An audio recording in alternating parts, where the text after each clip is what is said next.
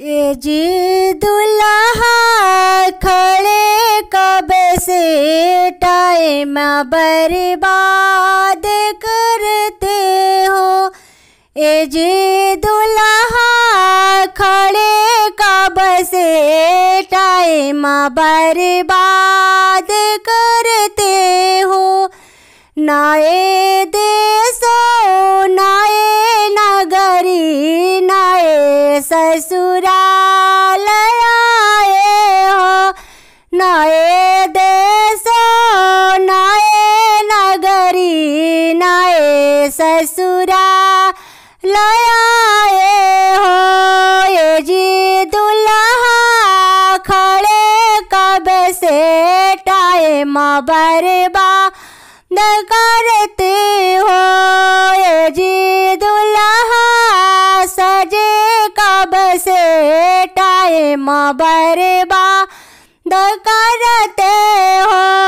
नए सासू नए सरहज नए साली से मिलना है। नए सासू नए सरहज नए साली से मिलना है।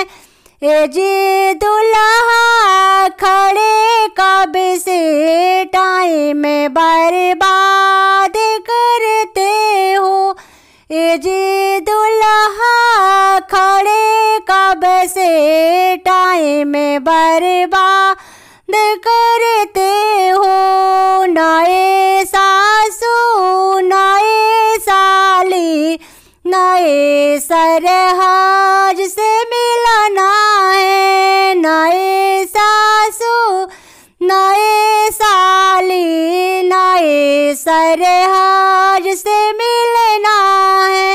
ये जी दुल्हा खड़े कब से टाइम बर्बाद करते हो। ये जी दुल्हा खड़े कब से टाइम बर्बाद करते हो।